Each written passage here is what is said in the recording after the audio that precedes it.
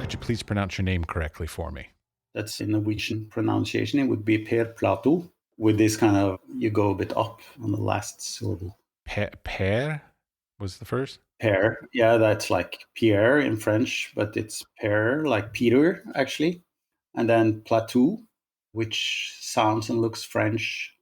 And it actually stems from, my mother's family name. And it comes from German small town where I've never been called Platov. But it's Platou. I say normally like Platou. It all sounds great to me.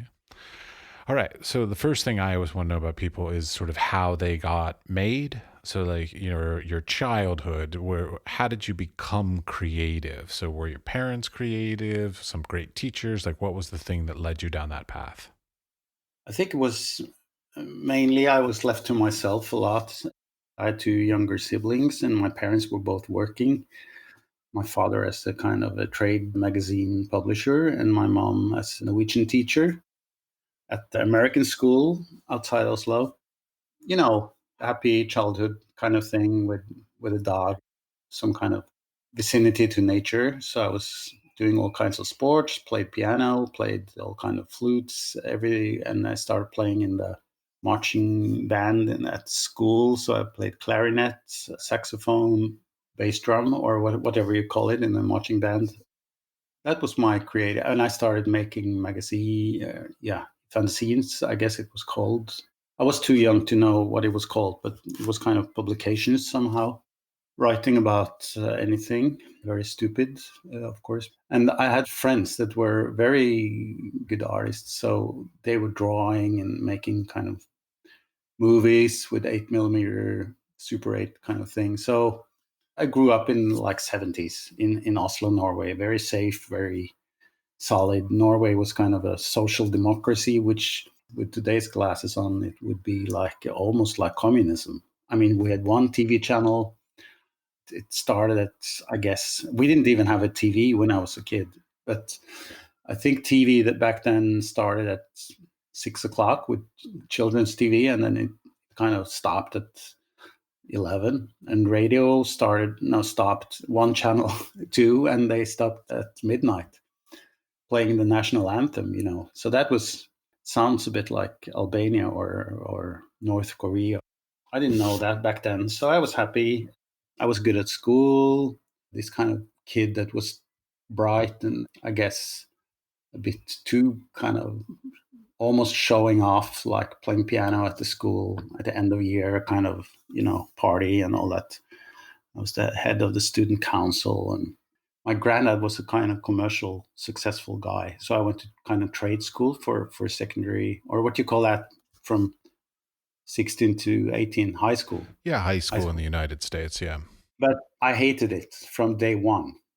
When I started there, I really, really hated it because that was all the real prep boys. And I hated everyone there. I was still doing well at school, but I hated it sincerely. So I started hanging out with punks from other schools.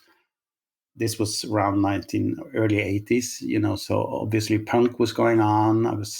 So that was when I kind of ventured out of the ordinary, so to say, and started to go my own way. And I don't know how that creativeness, it was probably more like a producer or someone who made things happen and started working on radio, started organizing concerts, because it was a DIY period.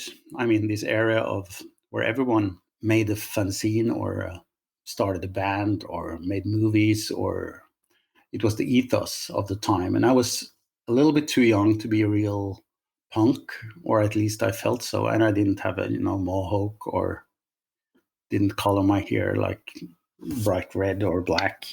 And my parents still, they always supported me, and they still do in a certain way. So, but they kind of shake their hands and, well, that's all fine and good, but when are you going to make some money? And I said, oh, stop that. Still now at your age, they're still giving you that grief? No, they stopped because I have proven in a certain way that I could make a living of what I'm actually doing. So now they gave up that, and now they're kind of they still shake their heads, but that's because of they don't manage to listen to my audio works or see my stage works, or they don't really get it, but they enjoy it. So we're kind of happy family, I guess. So it's all that's the most important things. I always kind of searched for the kind of fringes and grew up with that, and then started after radio, started a magazine, then started a kind of hub for with a kind of cafe, kind of tiny book cafe, record store with a couple of magazines, some artist studios, and we were hanging out there all the time. And friends came along, and then things started happening. So it was kind of a network. This was while I was studying. I didn't care so much about the studies, but I did manage. Actually, I passed my exams. It was kind of everything was happening at once, and I didn't consider myself an artist at the time. So that came kind of later, because I saw from all the other so-called artists that they just pushed a record button on their audio equipment, or just exhibited like their, well, not the shit literally at that time, but they could make a blank drawing, with a just kind of yeah, what shall I say, Rothko kind of style, or they were just kind of Abstract. We can go with abstract. Yeah. abstract and very kind of performative art in a certain way. So then at some point I did it for fun. I applied to the artist union. Then they actually rejected me because I didn't have an education and all that. And then that set me on fire. So then I wrote this kind of almost like an harassment letter, and I told them how where they could stick their heads, up there. Where the sun don't shine. And then actually, like a week later, I received a phone call from one member of the board in that Young Artists Association. And they said, oh, they had made the mistake, and I was certainly most welcome there. And they even asked if I wanted to be a member of the board. So that kind of made me in a certain way, because I what I had submitted was a cassette recording. I worked for my dad's office at night. I was cleaning up, old office equipment and stuff that was going to trash. What do you call it? This machine that crunches trash. Trash compactor. Trash compactor, exactly. So I made this little cassette piece, or a kind of cassette with like 8 different kind of pieces on, and that was like 8 office chairs, brand so and so, time 2 o'clock at a.m. And then the other one was 2 Siemens computers, so and so HT252. So I made like 8 little pieces, and that's what I submitted. And no one got that at that time. It was probably around, well, early 90s. But then, I mean, obviously, sound art and all that stuff came later. So I guess I was a little bit ahead of my time, but I was almost doing it as a kind of provocation, or as a kind of joke, to prove that, to prove use of voice, that everyone's an artist, all that stuff. Well, I often wonder actually about the idea of like when we're making arts, like when I'm making my work, I often think like, am I ahead of the curve or am I behind the curve? Yeah, right. And you'd never know until like decades later, even if you were even close to the curve. Well, I have learned, or that's probably my own big ego, but that I kind of think I'm ahead of the curve. But it's still it's a kind of almost like sad situation, because I've seen it time after time, and this is again my big ego speaking. But you see it coming like 10 years later. But while you're actually doing whatever you're doing, well, they think it's just kind of a bit off in a certain way. Why don't just do it like normal? Oh, you were so good at playing piano, or you were so good at this or that. And then you do something else, and then a couple of years later, everyone starts using that term, but then they already forgot that you even did it. And then I'm probably onto something new. So it's a kind of a lonely position, but I guess that goes for most artists in respective works. Well, I was going to say, like, so does that, to you, does that mean like that is the role of the artist, to sort of be the leader, to be the person who comes up with that new thing that everybody else then follows? I did grow up with that idea. My friend, who was this brilliant artist in his own way, he went to all art schools, and because I asked him, all these very naive, simple questions, what is art? And he said it's kind of a, well, what's the word in English? It's not really juxtaposition, but it's a kind of a, in Norwegian it would be forskyvning. Maybe in German it would be something like, well, you put two, let's say you put two objects and you move one of them a little bit. Hmm. Well, juxtaposition is putting two things, the things side by side is juxtaposition. Yeah, so it's a kind of a juxtaposition, but it's not like oppositional. It's not like they're contrasting or anything, but maybe a juxtaposition is actually a pretty good word. And then I was influenced by everyone that was romanticizing the avant-garde in a certain way. All the young dead artists and all the who later became legends. So the avant-garde certainly had an impact of how I framed my world back then. But I haven't really. It's just like I have ideas about what I think it's a good society, how society and people should behave, and curiosity is certainly a big part of it. Do tell, do tell. I love these stories. Yes. So I'm curious about anything. It could be the guy at the counter in the shop, and actually how his actual work, what it consists of. I'm not so interested what he or she watches on TV at night. Maybe it would be, but it's more like how our lives are intertwined in so complex ways, and how I want to kind of like this young a child who wants to understand how everything works, really. Oh yeah, my favorite question that my parents constantly berate me for is that I always ask why. Yeah, exactly. That's the thing. So why, and also how, but how exactly? How does that work? How does it work? Well, that's the fun one that you can figure out as a general whole. Like like how does a microwave work? Well, you can just take apart a microwave and figure that out. How does a toaster work? So how is reasonably sort of that's the technical process of the creating something by dismantling it and figuring it out. But why it works, that's exponentially more difficult to me. Yeah, why, and but the why and the how, they are connected somehow. I think maybe they're the balance of the sort of the process and product and the aesthetics versus the concept kind of thing. So like there's it's that balance that exists throughout art as well. Right, right, exactly. By the way, did you read this book called The Toaster Project? No. No, that's a great, because the author wonders how he wants to build his own toaster, because his is broken, and then he wants to assemble his own. And to get all the parts, it's a whole book, and it's such a fascinating story of every little part and why and how, and it's fantastic, actually. Lovely. I'll be sure to pick it up. All right. I want to ask something about your life, your creative life. I notice a lot of your work throughout your life. So you've been sort of making music, then you've worked in theater, you've done installations and performances. You have this sort of trajectory of working very collaboratively. Yeah. And that's very, to me, that's very unique among the arts industry, outside of theater and other places that are very collaborative. But in the arts and the visual arts, working collaboratively is not very common. And I feel like it takes a certain kind of a person or certain ethos of a person to put their ego a little bit in check and work collaboratively with others. So how did you even come to sort of being a collaborative artist?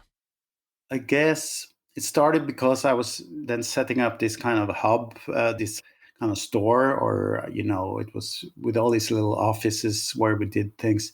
And I started it just out of interest for music, but then we did become even a local political party, and so that was the social, well, arena around that. And then I worked in radio, which is also kind of a social, at least among ourselves. It was a student radio, so when I actually started doing making art myself, it was because I met a choreographer who later became my girlfriend, and also creative partner. We started working together. So it was never out of the equation in a certain way. I mean, I sensed early on that the artist, the genius solo artist, the whole art world is framed to be this solo, this genius, basically speaking. Yes, that's exactly my point. Yeah, but I wasn't a painter. I never made anything like visual to hang on the wall or things like that. So for me, the way to get there was obviously while playing in bands and all that. It came kind of naturally, and maybe it's also because my technical skills have never been. I mean, I'm not the worst, but I'm not brilliant in kind of anything, I guess. I'm pretty good at lots of things, and I'm still, like we talked about, like curious and all that. So I guess the collaborativeness also, I know it triggers. Well, I'm jumping actually to today in a certain way where I try to make solo things, and I find it hard because I miss the thing I also hate. Of course, like resistance, but I miss the resistance, other people, and also the little things that just kind of happen, the serendipity of any project. And serendipity is a key word in my kind of whole life, but also in a project when you're working with one or more people, there are so many little things that influence how this project will becomes. And I love those, and I kind of learned to really really appreciate it, and go with the flow rather than fight against it, and be the engineer, let's say, who has to do things by the drawing or by the map. Well, you're saying that like being collaborative is getting some pushback and all that, and it's true. But what I've learned, and of course, like if I'd known this 20 years ago, it would have been very helpful. But sadly, I didn't. Is that being even a solo artist, like working in your studio, that's all fine and good, but there's a necessity for even those people to be collaborative because they need curators or gallerists or other people. So like even though they think they're there, these solo people sort of off in their own little world doing their thing, all they're doing is they're sort of making a product, and then once they bring that product, quote unquote, let's say, to market, they need to collaborate with other people. So even being an individual solo artist is a very collaborative process if done correctly. Absolutely. And this is also kind of ethically and maybe politically what I don't like so much about the visual art world is that they never credit those other people, except maybe in the kind of introduction or in the credits, and the credits, somewhere in the catalog or hidden away. But it's always this idea of this solo genius. And I'm very, back to music, and maybe the 80s, or when hip hop came along, and you saw credit lists, like, because I was really into music, I read all the little notes on the, vinyl records, and who played bass there, and oh, that woman is singing along on the chorus, on that song 5. And I missed that so much in the visual art world, because I thought maybe I'm not sure about this, but I'm also one of those guys. And I discovered, by working together with people, and we gave each other credit all the time and critique. We took everything we did, like, now I'm talking maybe the radio period, we criticized, we listened to each other's radio shows, and then had this kind of almost like public critique sessions where we listened and went through, oh, there you played that and you said that, and why didn't you ask that to that person? Or so it was very kind of helpful, and I thought we took credit together, and later also in rock and roll bands and all kinds of different bands. You're the Three Musketeers, but you're together. I mean, you win together, you lose together in a certain way. And I love that feeling also. That's, I guess most people do, maybe not in their artistic endeavor, but as you said, there's always lots of people around, even the most prominent solo artists. Oh, sure. I mean, I used to work in as a roadie. I used to tour around with rock and roll bands doing their lights and sound. So, like, I mean, it takes an army to put on a concert at a certain level. It's not a solo job by any stretch of the imagination. I mean, I did the, U2 tour one year, and it took 100 people 7 days to install the stage and lights and sound. Exactly. Yeah, well, but then the whole mechanics, this whole machinery, and it's so also every little piece in that machinery has a function. Obviously, if the guitar tuner for the Edge doesn't do his job, Oh, he would be fired. Yeah, no, I mean, if I screwed up my job at that time, they'd fill in with another body. It didn't matter. I wasn't that special or unique. But yeah, the guitar tuner, absolutely. or the sound man, if you fire off the pyro at the wrong moment, it's kind of super silly. It's like it suddenly becomes Spinal Tap. So that kind of thing is kind of delicate. Oh yeah, I've seen that happen too. Yeah. Yeah, yeah. But I love the collaborativeness, and not because it's easy, because of course, like now, and especially the last year, it's hard to do collaborative works.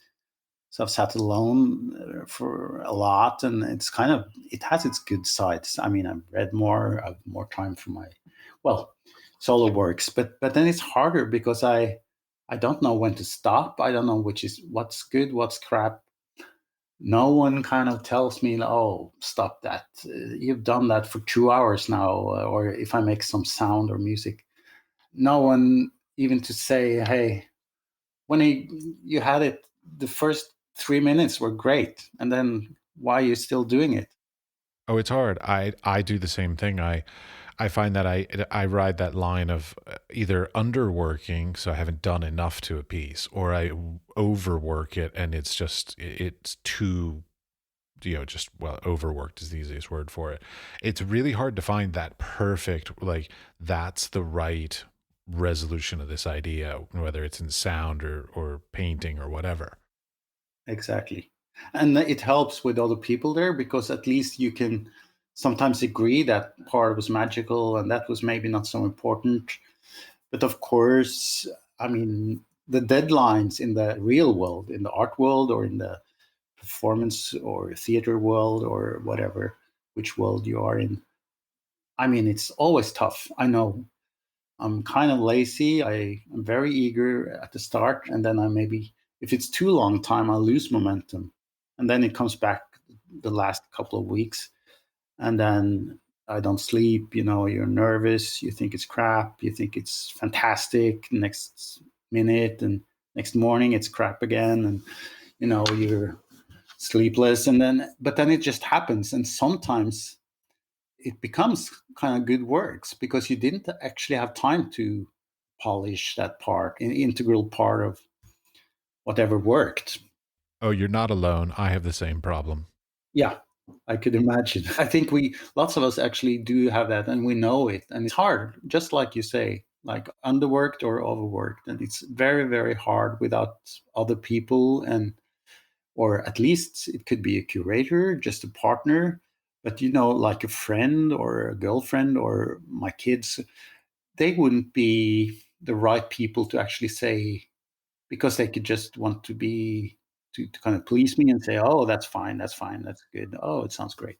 Oh yeah, I'm a teacher and I am constantly telling my students, I'm like, show your work to anybody except a loved one or a relative, because they're all going to be just like really polite and nice. They're not going to give you an actual good critique. No, but on the other hand, just to keep the conversation going, it's also hard, and I'm not so good at actually taking critique when I'm in the process, because it's so vulnerable, and I feel I wear everything. I can't hide behind any pretensions, or it's so that's so vulnerable. I'm like a turtle on my back. So because I haven't finished my work until it's finished. You just have to trust me. And this, luckily, I've been lucky to work with one company called VAT Productions, a theater company. I worked with them for now 17 years and lots of productions. And they just kind of trust me. It doesn't mean we don't fight all the time about everything. I mean, all of us fight. At least it's a great fight because it's based on kind of a certain trust. And we all know that we will have the premiere and we will make this, and it will be some dynamics built into itself, this work. It's kind of It's not a static kind of thing. We're not fascists. We don't think the same. We don't we don't like to say art or music or literature. It will always have some built-in resistance, which I think, well, at least to me, good art has that kind of duality, at least, or complexity. Yeah, I agree 100% with critiques. They're incredibly difficult and emotional and vulnerable positions to be in. I personally hate them mostly when I'm still in the middle of a project. Yeah, Once I'm done with it and I feel confident with it and I've put it out into the world, I still don't really love a critique, but I'll take it better on the chin than when I'm in the middle, because one thing that I find difficult is being questioned sort of halfway through. So like you haven't gotten to a resolution, you don't know the answers yourself, and people are already starting to question it, and I find that very difficult. Though in admittance, like I often find it the most helpful later, but at the moment it's the most difficult thing, like in the moment, to receive those things. I absolutely agree with you. Yeah, it's the same here. But it's important critique also because it puts up questions that you didn't know were there, maybe, and because it comes always from an unexpected angle. Always. I mean, there's no exception to that. Well, a good critique would. Yeah, but even the bad ones, well, maybe I just kind of ignore them in a certain way. The bad or the things that, oh, this doesn't sound like the Doors. I mean, I know that because it's a synthesizer and some kind of transducer microphone recording underwater or whatever, that I know it doesn't sound like the Doors or Biosphere, but or this is hard to play on the radio. I mean, this is not a critique to me. That would just be like very silly friend who I wouldn't hang out with too often. A critique for me though should be constructive. That's I don't because the critique and critic are very too similar, and they're often equated with simply just judgment, whereas a constructive criticism is supportive and potentially like opening some doors, or offering a different path that maybe you hadn't thought of, that's very helpful. But yeah, criticism, I'm not I mean, I guess it's healthy in the industry, but I don't really appreciate it.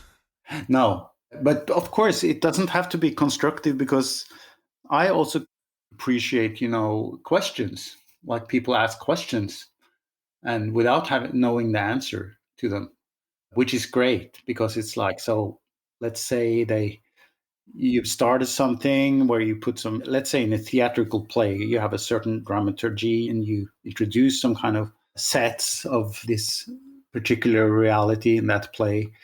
And then you later forget because so much happened during the next hour that you forget.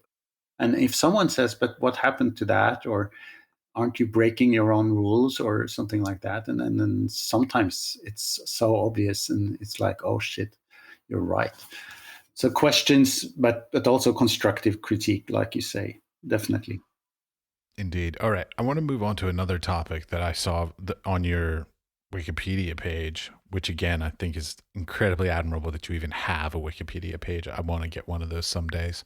But it talks about copyright issues in art and music and sampling and all this kind of stuff. So like give me like your position on all that stuff, but just to get started. Growing up in 70s, 80s, we did have like what I call normal cassettes, but it's maybe for not for everyone, but these, yeah, cassettes. I just choose to call them cassettes and pretending people know what it is. But so I recorded from radio, music. Just to be sure, I'm close to your generation. I fully know what a cassette is. Yeah, I know you do, but actually I'm surprised. But even it's become back into kind of some kind of hipster fashion, I guess. So people know what cassettes are. Vinyl is back in fashion for sure. That's very trendy and collectible. For sure, but cassettes also the last kind of 5 years. I could discuss that for hours, but I'll stick to question. Well, so I started recording, and then you with hip hop or early sorts of hip hop with all these kind of credits. I thought it was suddenly interesting to discover what the kind of collage is. It's snippets of things. And we've all seen it in even in school books or even newspapers or magazines or commercials, these kind of collages of things. Yeah, set up juxtapositions like we talked about. So, and when I started making music myself using a computer in the 90s, I mean, that's what the computer is best at and still is. It's copy paste. That's the essence of what a computer does. So to copy and paste sound snippets and even grooves and try to assemble them, we started doing that all the time. And then I met other people doing kind of more or less the same. This was the early days of music, online music, and all that kind of stuff. And I started reading up a little bit about how the industry, the record industry, and the copyright industry works. And I found it kind of unfair that, let's say, someone plays some very well known music on an event and you record something on that event. Let's say you do something with your hands and you want to record that sound or just the background sound of a festival, festival crowd or something. And then someone would say, no, you can't use that because it's that music in the background.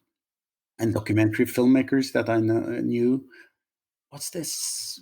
Why are they doing that? And with sampling, you're not allowed to sample things that are on the radio 100 times a day, and use it as a kind of a cheeky kind of reference in a certain way, contextual reference, which I thought would be so well. I still think it's good when people pick up those little, what's now called, I'm not sure if I'm correct in saying memes, but all these little pop cultural street smartness kind of little things. I would go with memes. Sure, that sounds right to me. But I'm also of your generation, so yeah, preaching to the choir. So meme sounds right. So in a way, that's the kind of the fairness of the whole thing. So I started getting involved with, and when me and a friend started making music online, like in 94, 95. When I first got connected online, the first thing I started looking for was sounds. Anyway, there was this guy in Italy, I think, running something called Musicians Against the Copywriting of Samples, MACOS. And I thought it was, oh, brilliant. But then I'm also a member, I did make some songs, wrote some songs. So I'm a member of the composers kind of union and the right holders union, whatever it's called. I have no idea because these unions and stuff are pretty much a European thing. We don't have these things in America. Well, you do have them because someone collects the money, I guess, for, Yeah, we have like royalties and that kind of yeah, stuff. royalties, exactly. Yeah. And they are so much against, they say, oh, this is taking away our livelihood and our living because people are pirating music. And I said, come on, you can afford it. You too, you can afford it. There's this famous case with U2 and this group Negative Land from the States. Anyway, so I found it very unfair. And I thought, this is a culture we're being drowned in so much cultural content, and we're not allowed to even comment culturally on them. I thought that was super unfair. So I started fighting it. Like the other thing I told you about, this was mostly for fun, like a cheeky kind of, fuck you, we're going to do this anyway. So see what, come and get me. And they tried to get me a couple of times because I did maybe went over the line to a certain extent, but it became like a gesture, became this kind of gesture. And then some people started following me because of that. So I became like this kind of hero for a certain small part of the underground. So then I kind of enjoyed that position. But I still think the copyright societies, they actually won this game. I mean, now everyone's using Spotify. I've become the old guy who still, I do buy my music online on Bandcamp and stuff like that. But also, while I'm still sampling, but now it's so cheesy, everyone does it. So if you do it too obviously, like I did playfully back in the 90s, it's now considered very, very cheesy. What even in the visual arts, we have the issue of like appropriation. People taking images and then reworking them. So like, I mean, it's tough. Like, I understand the complaint that the composers and creators of music and visual arts have against appropriation and copyright infringement and all that, because I am a creator and I'm like, I don't want people to steal my stuff and then them make money off of it and I make nothing off of it. No, but you have this notion in the US, and it's actually better, lots of, or along when it comes to fair use, because you at least you have this paragraph called fair use in the US law. Please elaborate on fair use then. Well, fair use, it's allowed to take a little snippet of, let's say, a cultural content. Like you could use a sentence from Seinfeld on TV, or, for satire, you can use it for quote, because you need to show what you say Kramer is a right wing or, anti-Semitic or something, you remember this story a long time ago. And you want to know what is it actually about. So you hear this thing that he actually said, which is controversial. Let's say I'm talking about now a public figure who said something. But then the right holder, let's say his publishing company, would say, no, we've taken this away, we've removed it. You can't hear it. You're not allowed to ever play that recording of this guy saying that. So it kind of takes away this kind of free speech. It takes away every kind of fair, or people's ability to make a fair opinion on stuff. So fair use is like you're actually allowed to quote, even like a famous poet or something. You can actually quote him or her, and in music and in art and all. So, but you can't exploit it. So I can't record like Rolling Stones and then sample it for 4 beats and then put on a rhythm and just release it and cash in millions of dollars because it became a kind of a cult hit. And that's a kind of a fair use that if you make money from it, you are exploiting someone else's work. But if you're doing it as a comment, it's, well, non-commercial in a certain way. But then this is, of course, more complex when you start diving into that. Because I, for instance, I'm not a famous person, but I make a living from, let's say, or you as a professor, as a teacher, you are, of course, you're digesting other people's work and you're reciting it in front of your students. So in a certain way, we're all part of that machinery. Years ago, well, not many years ago, but 8, 9 years ago, we actually had an issue where some artists and publishing houses, so that published like art history books and stuff, started to ask for like royalties, basically, for creating slide lectures using images from the publications, even though they were used in an educational setting. And that was a big sort of like, what? Like, that was, I never understood that issue. No, because it's, I mean, I'm paid for, I mean, we all make a living somehow. I mean, lots of us. Hopefully, we all make a living. Hopefully, yeah. But let's say in principle, either get money from public fund or the state or some workplace or a university or institution where you work, or you sell your works, maybe, basically.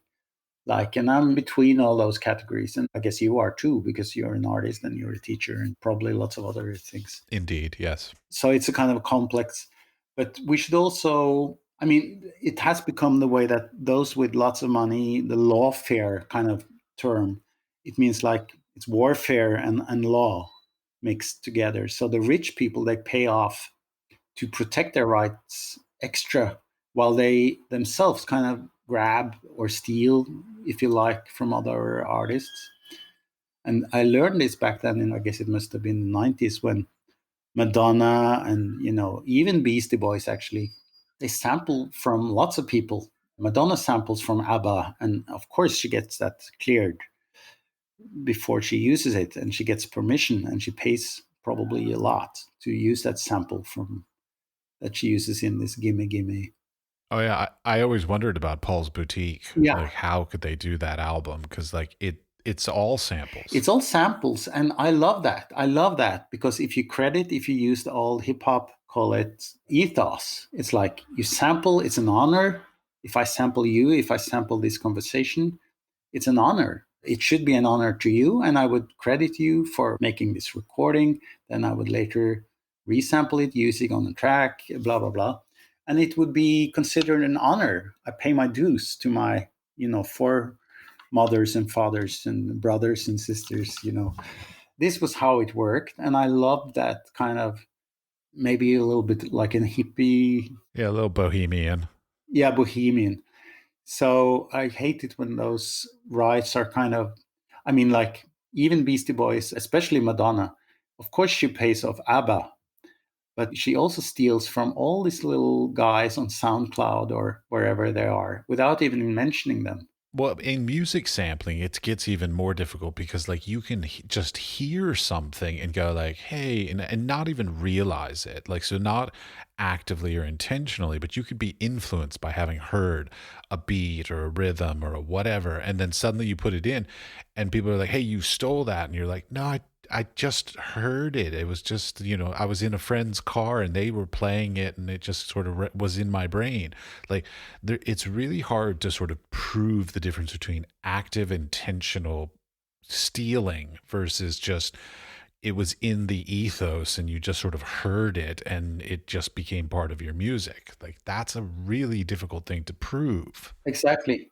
And sometimes it's subconsciously. Indeed. You sit in that car, you have a really good time, and it's just a beat. You didn't even notice you were in the car with friends and you were having fun.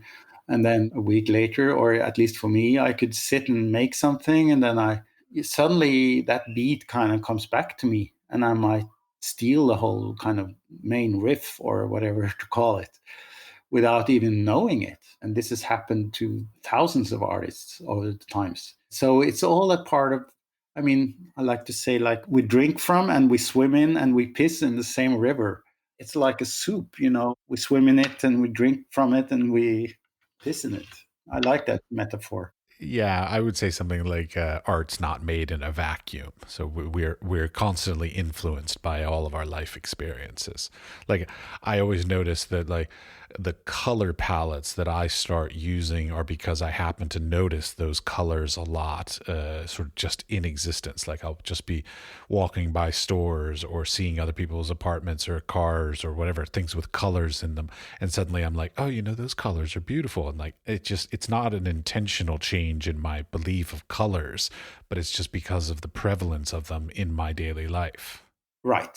But anyway, I think the politics, back to the sampling question, and in general, I think there's too little talk of actual. I'm not by politics, I'm not a Marxist. I don't vote the Marxist party or anything, but I like Marxistic kind of analysis where you go back to follow the money kind of thing.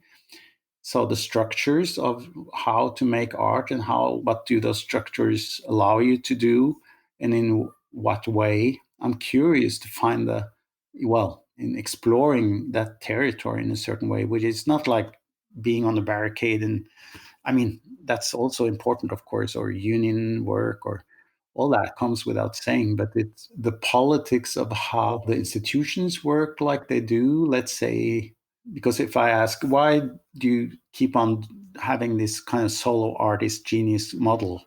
Why do you still keep doing that? Why don't you give credits to everyone like the roadies, or you know what I mean? It could be collaborative. Why do art groups have such a big problem with getting through instead of, as opposed to solo artists? And this is kind of politics. In the same way in music, where the musician or the singer or the band gets all the acclaim, but not necessarily so much the producer. Exactly. Or even the songwriter. There was this big story just yesterday or 2 days ago, how now some Hollywood's big music business songwriters, they are tired of not getting the respect they feel they deserve, because the artists, the big artists especially, they claim, like, if you're super big, let's say you're, this is just an example, but if you're Lady Gaga and someone has written a song and your producers have said, this song you should do. And then Lady Gaga says, or her management says, yeah, we'll use your song, which, I mean, if it was you, it would make you millions. I record a song, it might even become the single. And oh, wow, I can buy that house now if that becomes a hit. But then they say, but I'm not sure if I'm going to do it. How many percentages would you give me for recording it? And then they have to actually, they sell their rights to that song to make any money at all. Okay, wait. I'm not in the music industry these days. Is it done like I know in the old days songwriters would write a song for an artist and they would just pay them a flat fee generally like hey, here's $500 for this song. Is it still done that way or is it done by percentages these days? Like he It's usually, as far as I know, I'm kind of out of this business a long time ago. I know it's never really in it, but I think you get like 15%, 20%. That's normal, the flat fee. But of course, it's more complex because if it's being used in, let's say, as part of the right holders, man, if you buy the publishing rights of a song, you can use it for a commercial, you can exploit it in different ways, in different territories, and so and so. So if you sell a song to a famous artist and you get, let's say, a flat fee or a percentage, I think that's done very, very differently across the line. Well, I mean, well, I'm very pessimistic and very sort of conspiracy theorist, and so like I would sit there and be like, yeah, okay, that's all fine. Let's say it's a percentage. Well, then those people, because like they do this in the movie industry as well, where they say, oh, the actors worked for percentage, but the movie industry then could just cook their books and just say, oh no, we didn't make any money on it, so we're not going to pay you anything, even though they made $100 million. Exactly. And this is the same way it works because if you have good lawyers, I mean, they would make lots of money to just make sure you get $1 or you don't get $1. It always ends up $1 below zero. I've read my Joan Didion, the White Album essays. They're brilliant. Have you read them? I'm sorry. Wait, say the name again. Joan Didion. It's a kind of essayist, American, the Hollywood chroniqueur, to say. No, she's dead now, but she's brilliant, and she has one little essay where she describes that model of the producers always ending up $1 below zero. That's a perfect because they always make more. They produce expenses to make more money for themselves. Advertising expenses, travel expenses, whatever. Yeah. Yeah, yeah, all of that. But the flat fee again, let's say I do write a few songs, and if someone came to me and say, "Well, I'll pay you $2,000," and it's a pretty famous person, or this could become a hit, or a flat fee of 20 or 2,000, it's like, I think it's worth more, and they say, "Okay, five," and then it's like, shit, should I do this or shouldn't I? And they know that. So I think the politics of the neoliberal system is kind of terrible. And I'm depressed as you are. I hope I'm not depressed, but I am disillusioned, let's say. Yeah, okay, disillusion. I'm not depressed, but it's kind of grim. It's actually grim. I see some hopes, though, across the globe amongst the younger generations. But Well, okay, so like on that topic, what's your opinion slash knowledge about NFTs? what's that? Oh, is that the Bitcoin things? The non fungible something, yeah. Oh, yeah. You know, I don't have an opinion on it, Okay, that's fine. but I have a reference because I've been doing lots of electronic art kind of stuff, and I was kind of early adopter and kind of I used that a lot with this choreographer Amanda Stegel, and we started using cameras and all this kind of equipment very early on, and that also showed me the world of net art, like net dot art, which is a particular kind of little corner of internet art. It was more kind of conceptual in a certain way. And the big question, because lots of people, the record industry, the music industry, the movie industry, the book publishers, they said, oh, with the internet, we're going to lose our lives, or it's going to take all our money from us because it's all free out there. It's like a piracy and all that.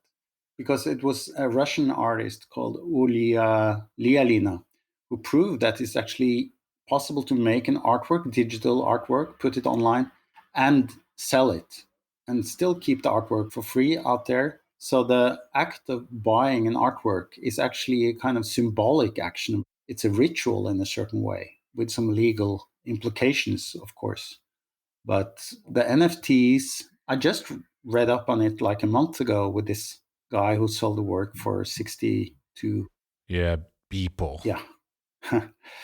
But when looking into it, to me, it has more to do with the world of finance than the world of art in a certain way. Agreed. So I'm not so interested in it because artistically, I mean, it's interesting what he did with this famous collage or this sampling of how many million. 5,000 Yeah. images he made one a day for 10 years, I think, something like that. But to me, it's kind of a novelty, which is maybe interesting in the world of Bitcoin and maybe the art collectors that are only in it for the money. Which, and I mean, let's face it, the art world is such a big part of the black market economy. Yeah, I've got the feeling that the whole NFT thing is primarily more about money laundering, basically. Exactly, exactly. Because I can say I buy, let's say you make an NFT in an hour, and I say, yeah, I buy it for so and so many Bitcoins, or I don't know, we can even use dollars. And I say, yeah, I paid you $20,000 for it. And then you make another one and I pay you another 20,000. Aren't those money then laundered in a certain way already? To be clear, as a disclaimer, I have absolutely no proof of my accusation that it's money laundering. It's purely my own opinion. No, no, but I'll be happy to go along with the idea that it could be about money and this money laundering thing. It was a TV series here in Norway just like recently. It's called Exit. It's about the financial market, more like yuppie people, doing cocaine and doing all this women, cars, cocaine, and expensive watches. Ah, the good old days. Yeah, yeah, that kind of what's it called? This movie with DiCaprio. Wolf of Wall Street. Yeah, exactly. Or the other one with Michael Douglas. But anyway, they used art as just money laundering machines. They buy some art, they never watch it, they have it in a container. They do buy it, but no one knows how much what's the actual worth of this painting or this sculpture or this NFT. So it's this kind of very vague world. I'm not super interested in it when it comes to art, but I wish there were some juicy stories about money laundering coming up. Then I would read more, Just wait. I'm sure they'll come out in a couple years. I'm sure.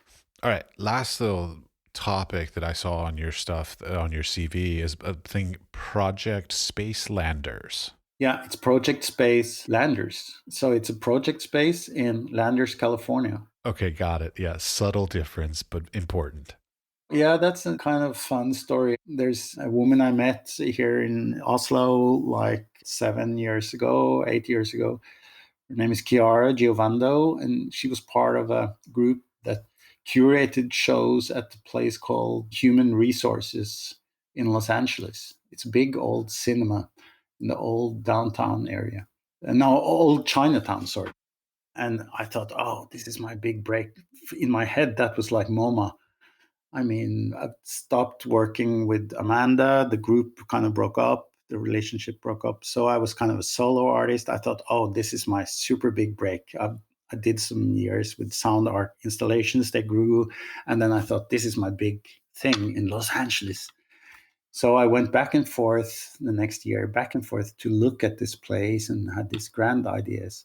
And then, a month before, I called Kiara and I said, yeah, okay, so the opening is on Friday, isn't it? And she said, yeah, that's fine.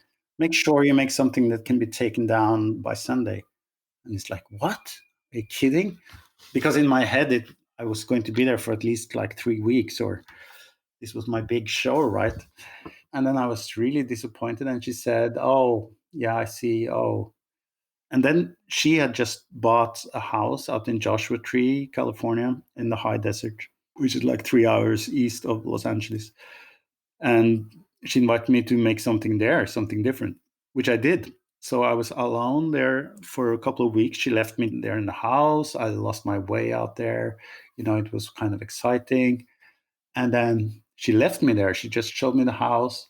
And I was so afraid of, snakes and crazy people and meth heads and spiders and coyotes and Mad Max people. And so I was terrified, but still I woke up, which I never do, Otherwise, I woke up every morning like 5 o'clock at sunrise, and I started working very happily. I didn't have a phone connection, no internet. I was so happy, and it was exciting and a bit scary. And also, I managed to make a little installation and kinetic sculpture with some guitars. Well, anyway, that was done. I was about to go home and I thought, oh, I have to buy some land here, like, like 30 square meters to put up a tent or whatever, a mobile home.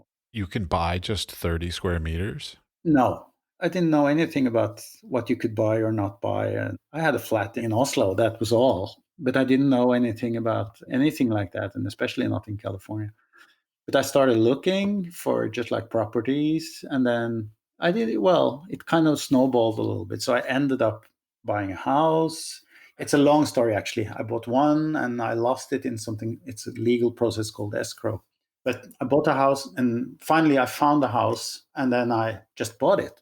I brought or took a mortgage from Norway and actually bought it pretty cheap. It's a small place with 2.5 acres and 50 square meters with water and electricity, and I installed Wi-Fi.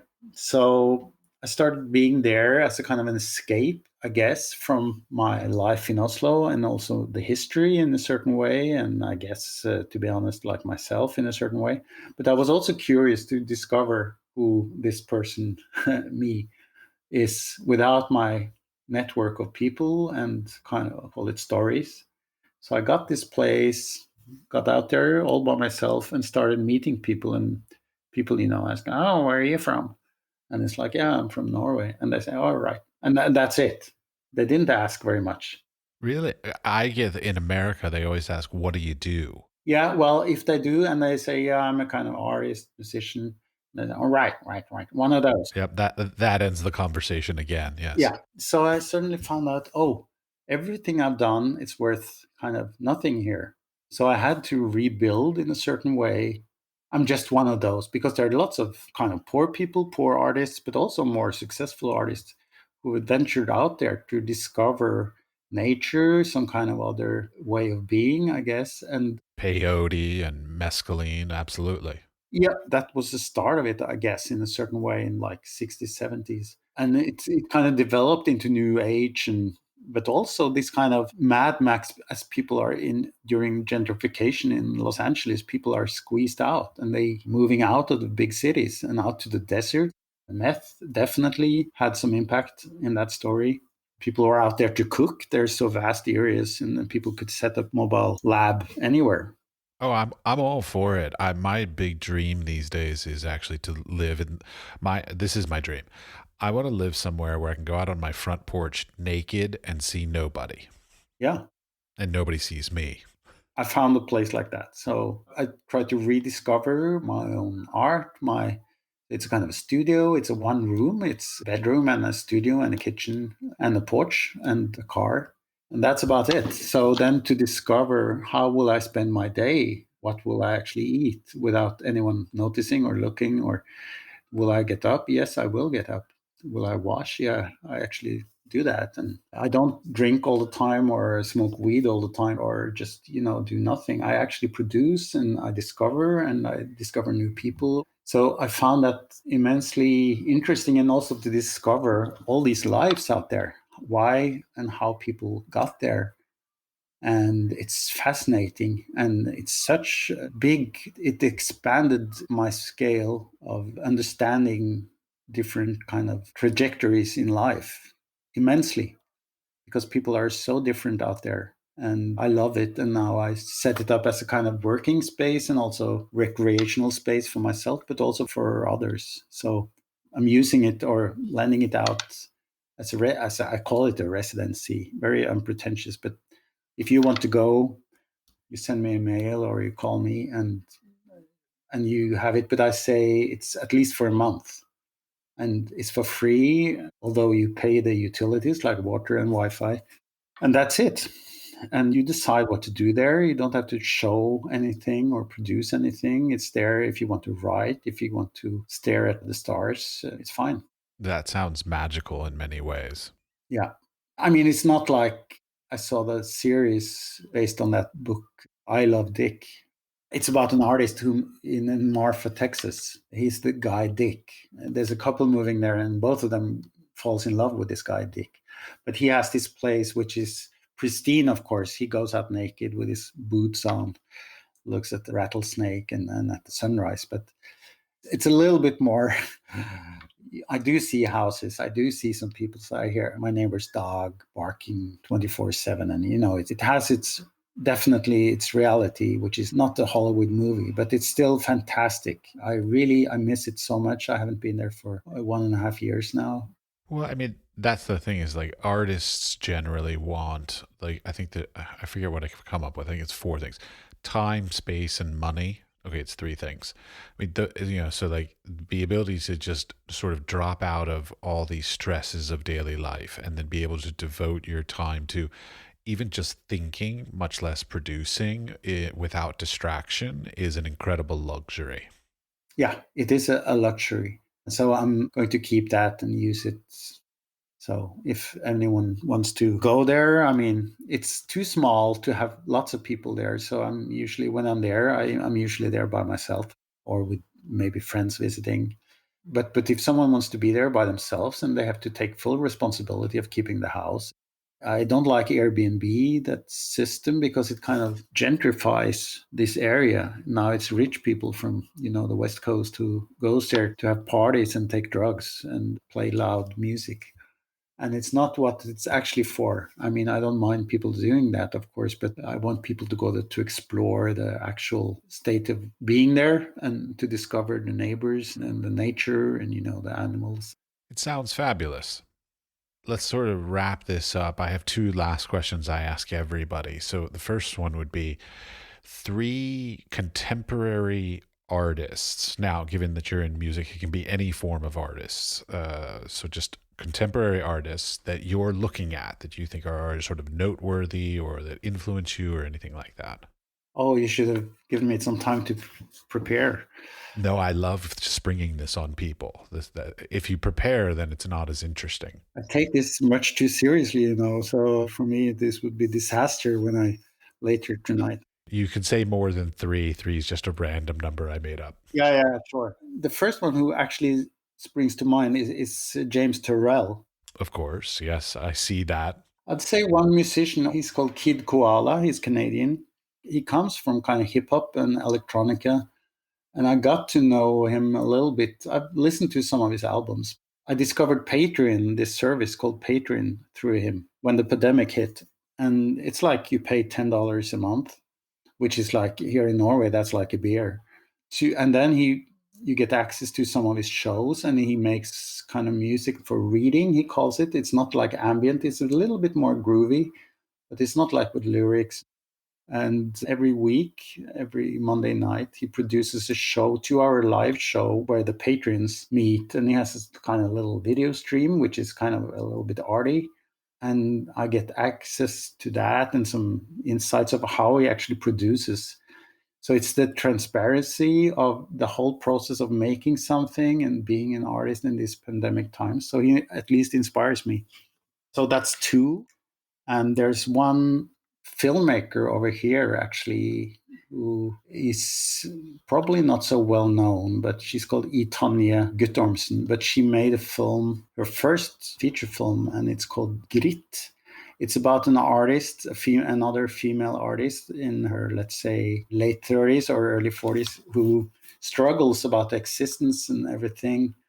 And she goes to New York, but she's an idealist in a certain way, but also kind of a dreamer.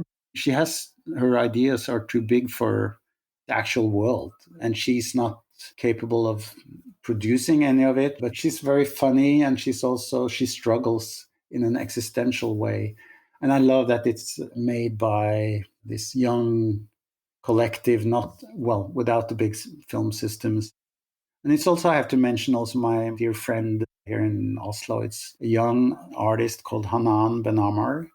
Her family is from Algeria and she lived in Paris. And I met her 10 years ago in Oslo. She was, 20. I mean, she's the same age as my son, my oldest son. She's great. She's temperamental. But we did play together. We're always discussing politics. And she was part of a collective who made a very famous theatrical piece here in Norway called Ways of Seeing, based on the title from Berger. She's a fighter and a provocateur in many ways, and also fights for, the equality of races in politics.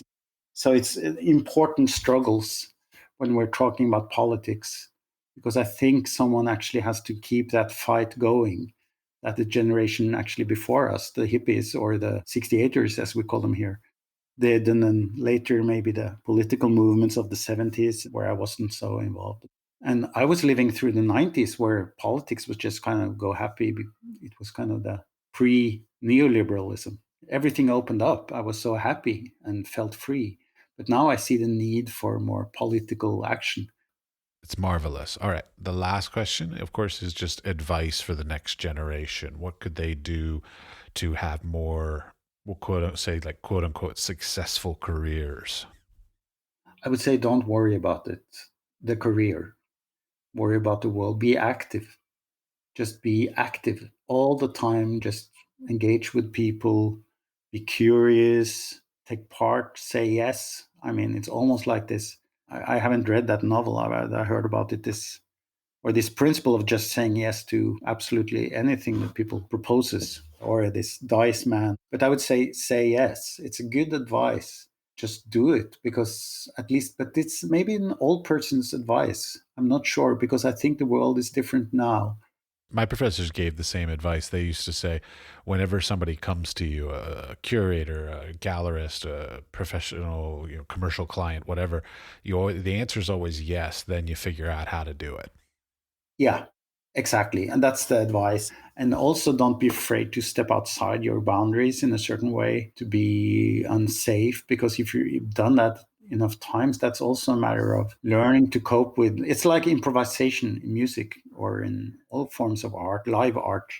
It's like what happens, and you learn to pick up. You need to learn to listen and look and be aware of people around you in a certain way, and then pick up and try your best to adapt to it, because I've learned to know that the others are always as insecure as I am. That's liberation to acknowledge that, because I know that I'm not alone in feeling insecure in this setting, and then I relax actually. Yeah, and to young people, it's hard sometimes, because you think that, and maybe we do, I mean, we as older or as teachers expect certain things, and we're disappointed if they don't do it that way, but that resistance will make you stronger. I'm not sure. I find it hard. I think they know best what to do, but we have to play the role, don't we, to pretend to give advice. It's not a pretend to give advice thing. What I've noticed is when I talk to people who are even mid-career / later in their careers, their perspective is, that time and distance gives them a little bit of more understanding. Because if now that I've done this podcast, so I've done 170 some episodes by now, and I've realized so many things. It was funny. I had this conversation with an old friend of mine the other day, and basically, there are elements of the creative industries that we're not allowed to know until we've been in it for 20 years. Like, there are things that you can't understand how they fit together or why they fit together until you've had some experiences, time, and perspective on having gone through those things. So if contemporary me now were to go back to 20 something year old me and tell them the things that I know now that are the truths about the art world, I wouldn't believe it in my 20s. I'd be like, no, that can't be. It's not like that. It's this. But because you're not willing to sort of accept it and say oh, okay, it is that screwed up, or oh, that is wrong. So the idea of the advice at the end of the podcast is to try and give some of the younger listeners or mid-career listeners some words that help them to maybe attain some of that information that we've gotten now that we're later in our careers, so that they don't have to have such difficulty with theirs. Yeah, I totally agree. And to accept that we all make kind of mistakes and we're unsure, or maybe about our art or our work in a certain way. This whole podcast is all about all the mistakes that I've made in my career. Exactly. Because I love it. I even made a career out of to ask artists to at the symposium series that was about failed artworks, actually. And it was the most, I had never had bigger success in my life because first people were very reluctant to take part. It was called Reality Check, and it was about failed art projects. And no one wanted to admit that their attempt was a failure. But then the first one happened, and then the second, and it was a kind of a little success. The second one was a big success, and everyone loved it. And even at number three, like a couple of months later, people started phoning me day and night because they wanted to be part of it. And I had to say, no, you're not a failure. That's not a failed artwork, but maybe it wasn't very good. But this, yeah, but I'm a failure. I'm a failure. And people started twisting the show at this. It's like a confession booth kind of show almost, and they started faking it, making a song. So they twisted it. It took the whole air out of the balloon, so it became a failure. Yeah, the failure or the idea of failure, and in my opinion, you should flaunt it and make it a feature in a certain way. Oh yeah, I mean, I recently had a guest who was talking like she worked as an intern at Christie's, and then she later in her career she ended up working at Christie's, and I sat there and I'm like, okay, so your internship was literally like leading you to the path of your career. That's magnificent. And then I reflected on my own internships when I was a kid, and like all of my internships ended up being me trying something and realizing that I never want to work in that industry. Right, right. So like I know all kinds of stuff about what I don't want to do, but boy, I never figured out exactly what I do want to do. But I think isn't that equally important, or even maybe more sometimes, to know what you definitely don't want to be or do? It is very important. Yeah, absolutely. That guy or that person in that car, or that's not me. I don't want to be like that. And then okay, no BMW here, or whatever. I don't want to be that guy. I have a great story about that. I was a roadie at the 9:30 club, and Tricky was playing, and we all the crew dressed in drag that night for Tricky, and it was magnificent. We ended up partying with him until like 6 in the morning. So we're still in drag, and we walk out of this after hours club, and we're all sitting there having done many drugs all night, and we're looking at all these people walking around in business suits, and they're all very sad, and they just sort of look like drones, just sort of like, oh, they're just going to their jobs. And we looked at each other and we're like, yeah, but our job is to dress in drag, do a bunch of cocaine, and party with rock stars. I don't want their life, but I want this life. This is our role. And sometimes I say this is part of the job, actually, to dress in drag and take drugs. It's actually part of our job, because if we start as artists, start wearing suits and working 9 to 5, I think we've ruined also for other people the character. We didn't fill the character. I think it's a character you have to play it. At least it was like that for me when I learned about Jim Morrison or whoever it was, artist who, well, some of them died too early. But this romantic kind of idea, it meant so much to me because I felt different. I think everyone, all teenagers in the world or in the Western world, feel different or feels like an outsider. But that's so important. That's an important thing. Know what you don't want to do. Indeed. All right. Well, that's a beautiful way to end this. So thank you very much for your time. Thank you, Matt.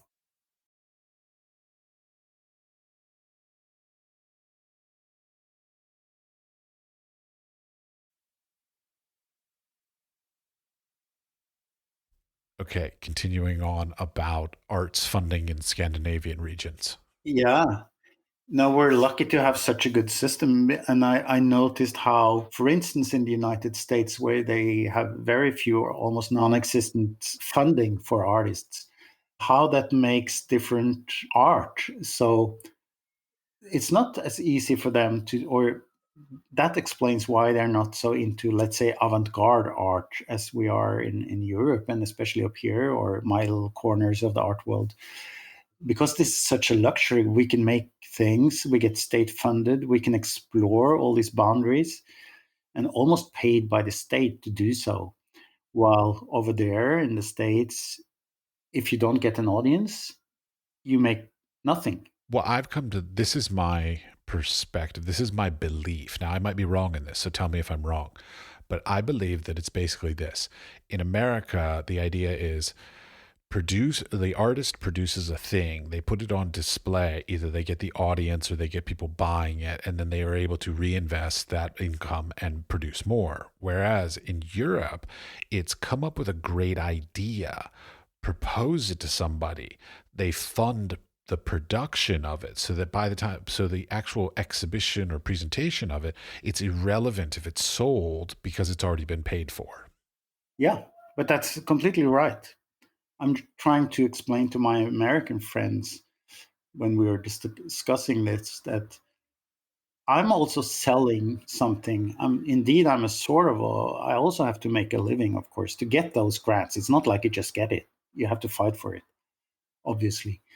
Let's say I get the funding. That's half the work to get the funding. And then you actually have to produce. You can do whatever you want, but you still have to, well, you're paid in a different way, so to speak. Well, okay, wait. You say you have to fight for it. Like, how hard? Because, like, in America, my God, we have to fight tooth and nail to get any amount of funding, much less substantial funding.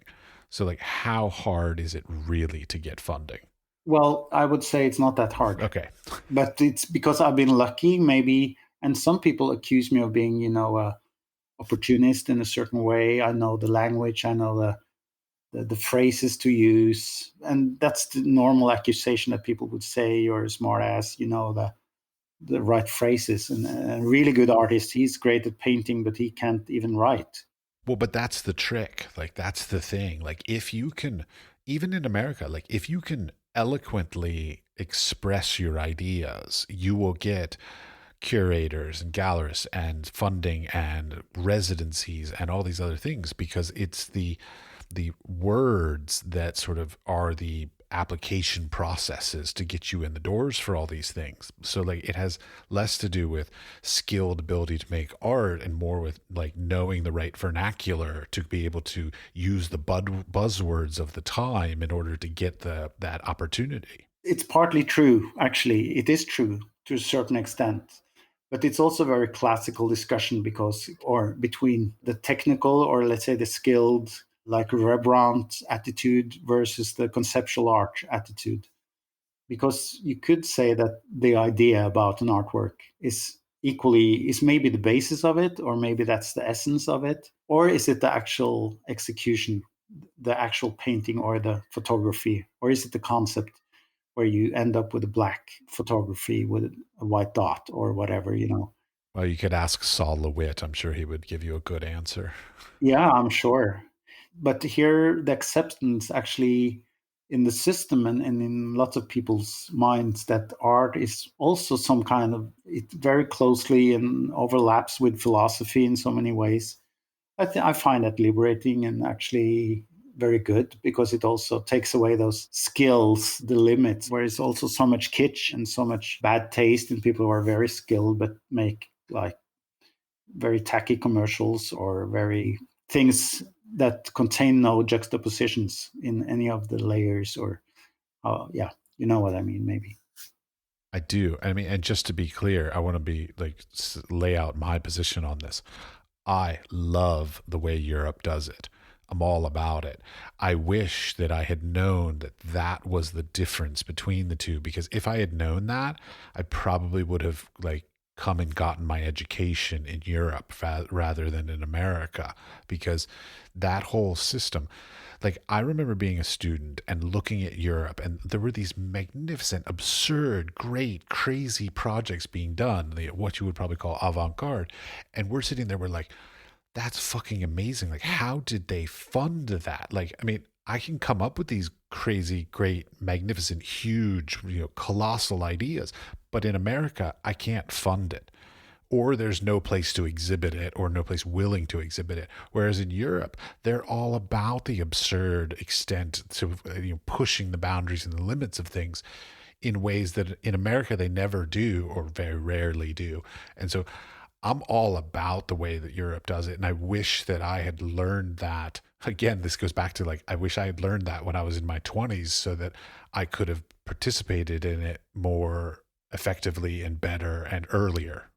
But for good and bad, I mean, the world changes, and Europe has become more like the States, and the States, the United States. The systems might not have changed so much, but people's attitudes towards the system has changed. I see the young generations of United States, especially along the coasts and in the big cities, is changing. It's more Bernie Sanders and more Europe in a certain way, social democracy or the welfare state in a certain way. While Europe is, well, as you know, turning kind of dark brown or black, into fascism in certain countries and right wing.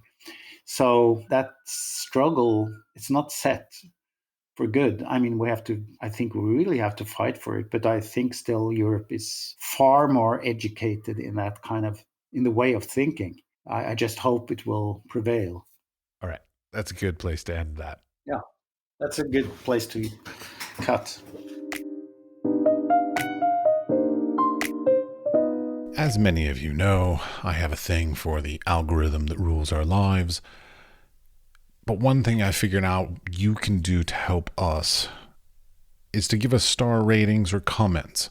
So go to your device that you're listening to this podcast through and click and give some sort of rating, or a comment would be incredibly appreciated. It's one of the few things that you can do that does not involve any sort of money or other efforts. It just take a few seconds and it would help us immensely. We are produced by 5014. I am your host, Matthew Dols, and the audio for this episode was edited by Jakub C. The Wise Fool is supported in part by an EEA grant from Iceland, Liechtenstein, and Norway in an effort to work together for a green, competitive, and inclusive Europe. We would also like to thank our partners Hunt Kastner in Prague, Czech Republic, and Kunstsentrene i Norge in Norway. Links to EEA grants and our partner organizations are available in the show notes or on our website, wisefoolpod.com.